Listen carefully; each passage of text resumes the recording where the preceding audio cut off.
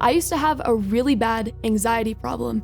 And what it kind of looked like was there would be nights where I couldn't eat, I couldn't sleep. My stomach would just have that knot and I was almost in tears a lot of the times because I'd put so much pressure on myself to succeed in really everything that I did.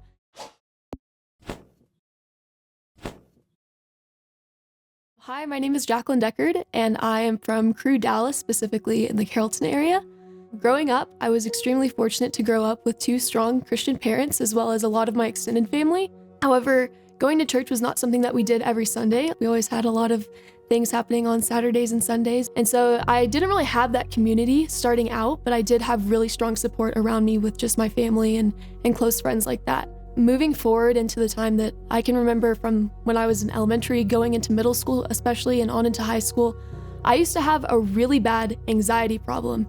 And what it kind of looked like was there would be nights where I couldn't eat, I couldn't sleep. My stomach would just have that knot and I was almost in tears a lot of the times because I'd put so much pressure on myself to succeed in really everything that I did. I always had to be the best at everything I did. And I felt that if I didn't reach this mark that I had set for myself, I was going to disappoint myself and I was also going to disappoint those around me. This kind of continued throughout middle school on into high school, and kind of during this time, I knew stuff about the Bible. I knew stories. I had verses memorized. I went to church, sometimes occasionally on Christmas and Easter, and there was no doubt in my mind that God existed, but there was still kind of a piece missing to it.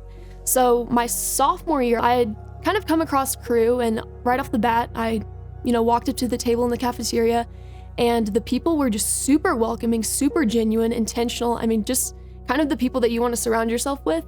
And so I decided that, hey, this seems like something I'd want to get involved in. So I was very fortunate to be a part of a small group, kind of just girls' Bible study, where I met with one of our volunteers, Hunter. And basically I went to this Bible study every Monday or Tuesday, and we would meet and we'd have some sort of lesson.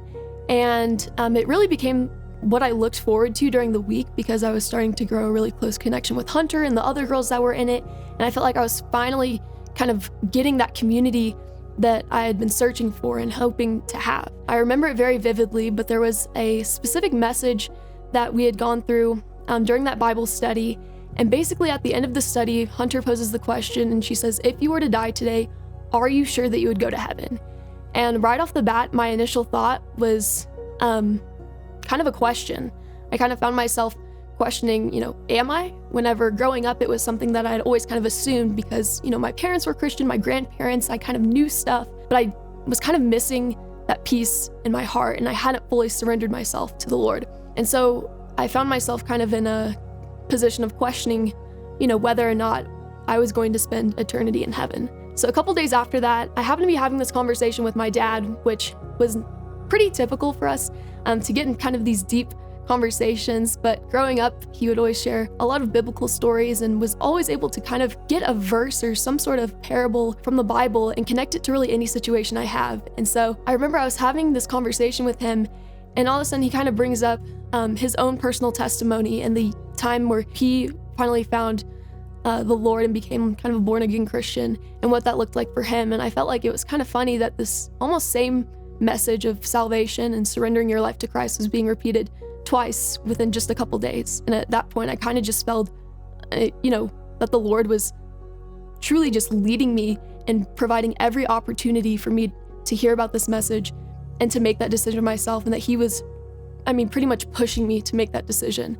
And so I can confidently say that upon making it, that anxiety, that struggle that I had for so long, it pretty much went away. I was instead filled with joy and peace and almost this consolation that could only come from the Lord, which was something that I had never experienced before.